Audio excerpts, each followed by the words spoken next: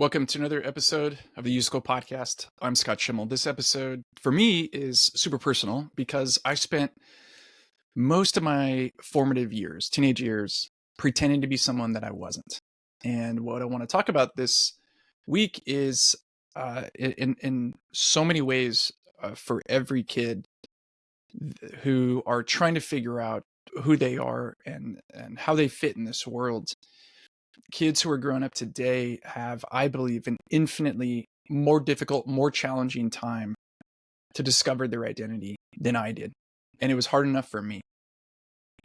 We're going through this series, the 30 critical questions that every kid needs to answer in order to be prepared to build a meaningful life. So many times as parents and as educators, we're trying to think through what are kind of the requirements, the successful metrics for preparation for life. And we think of course, things like hygiene. We think of things like academics.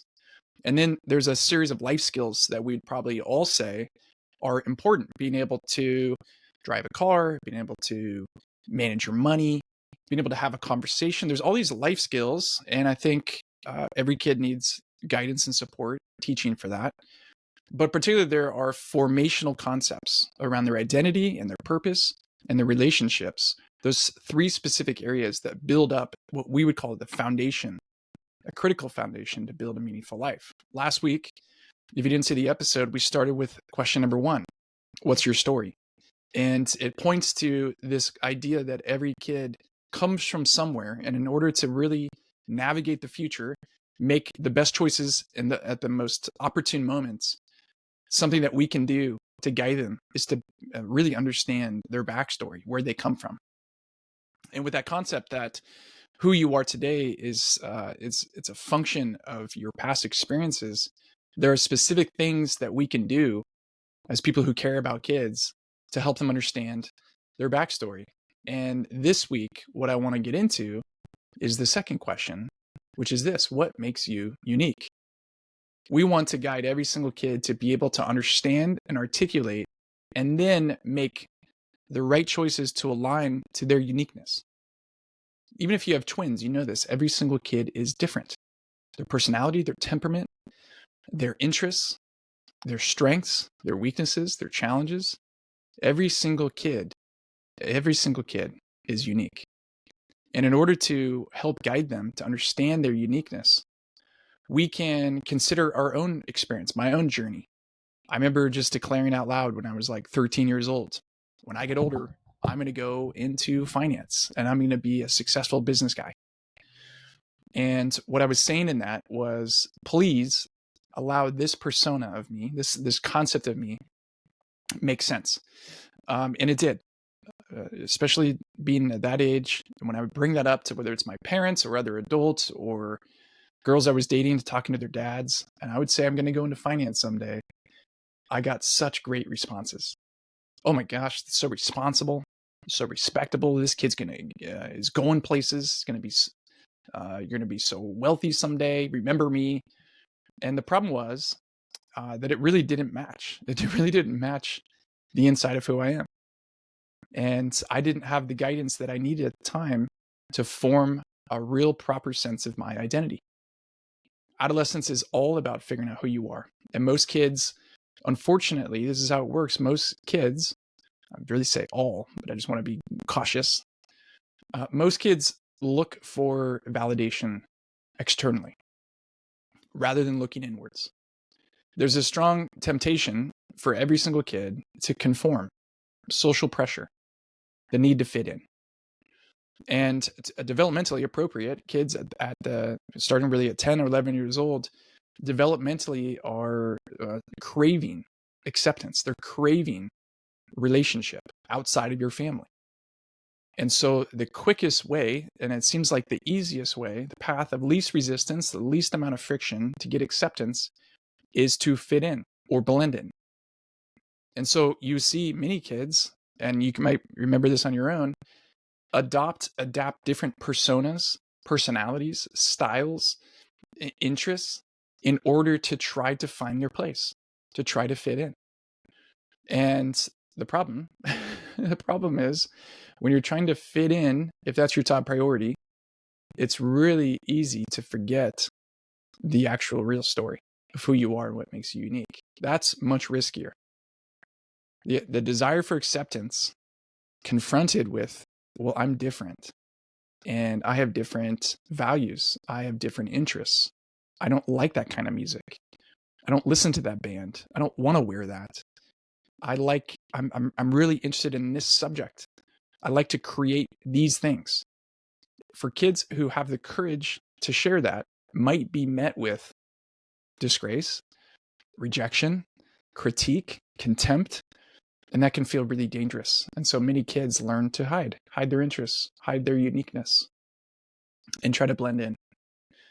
And I mentioned this earlier, that's exacerbated times a million with social media.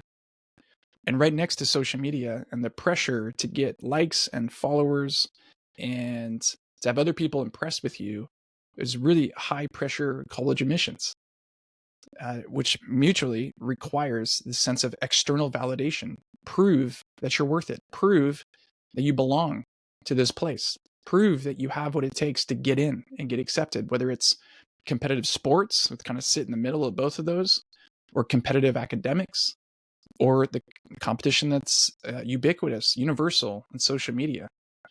Almost every single way you turn as a kid these days, you're going to be met with, you better not let your hair down. You better not be who you really are. You better try to project the best version of yourself or the best version that you think other people want to see. So how does this relate to parents? I think parents can play a really key role. And I'm going to get into that in this next part. Kids need a healthy, accurate, and neutral mirror. Every kid needs parents who see them for who they are, who can reflect back to them what makes them unique, the things that are hardwired into them, that are just a part of who they are. A mirror sees clearly and sees accurately. A mirror is, in its very nature, its job is to reflect back what's true. And so 3 ways you can guide your kids in being a mirror. Call out what you see.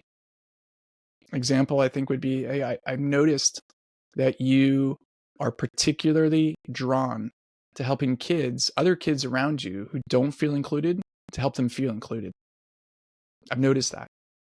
Second would be to encourage them to reflect. Ask them questions when the time is right. What are the things that you're just finding yourself drawn to when no one's watching? What are you into these days? What do you feel like you're naturally wired at or naturally good at that as you get to know your friends, they aren't? What unique role do you play in your group of friends? You're asking them questions to help them reflect for themselves.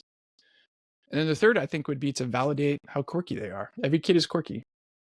Whether it's their little fidget spinner back in the day that they used to have, maybe they were super into Legos, maybe they like to build stuff, maybe they like to sing. What are the quirky things that most of the time just kind of stays hidden? And your role is to be a mirror for that. Hey, that's cool. That's how you're wired.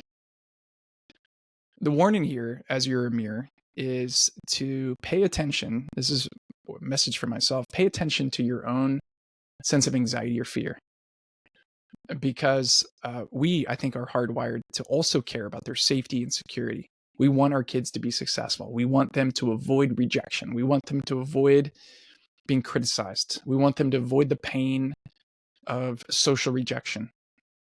And we want them to be and get into the right college and do well in sports and do well in school. So the caution is to pay attention to your own kind of stuff in the midst of that, to be conscious and aware of how you might inadvertently try to steer them towards maybe more socially acceptable parts of them, or parts of them that will, if you shine a light on this, maybe they'll actually like give it even more successful in this area. That's a danger. I think the best parents know how to be really neutral mirrors. And as they're participating in social media, and social media can include, of course, Snapchat and Instagram and TikTok, but it can also include gaming. It can also include group chats. It can include YouTube and comments. There's this kind of every single where you go feedback of this, and this type of person is really celebrated. This kind of person and doing these kinds of things is what gets noticed and gets accolades. And what you see is a lot more just a concept of copying and pasting. I'm going to take that and try to become like that. I want to compare myself to someone else whose standards are not only filtered, but just extraordinarily impossible. So getting into the practical, we're, again, big picture. We want kids to be able to understand and embrace their uniqueness and then align their choices with consistency to who they are.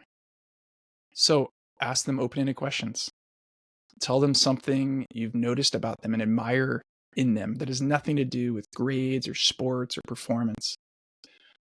Create some space for reflection and model what it's like for you to, over time, as you get older, to lean more and more into the things that make you unique, even though you don't share these interests with other people, even though they aren't really considered like super noteworthy. And then affirm and repeat over time. This is who you are. This is what makes you different. This is what makes you valuable. I think one of the best gifts we can give to our kids is to help them really put together a strong sense of identity. Fixed points that we can provide them by remembering and recalling with them their backstory, their unique things that they're interested in, drawn to, personality quirks, strengths, talents, things that make them them. And as we provide those fixed points, they'll be able to create a foundation of inner confidence rather than external validation. And that is a gift that keeps on giving. So I encourage you this week to pay attention to what makes your kid, each of your kids, if you got more than one, unique in their own right, and for you to be deliberate with them. So next week, we're coming in with question number 3, these critical questions that every kid can and should answer if they knew that that question existed and they knew that that question was important to answer. So ultimately, I want my kids to be able to say, this is who I am, and this is what makes me unique. We'll see you next week.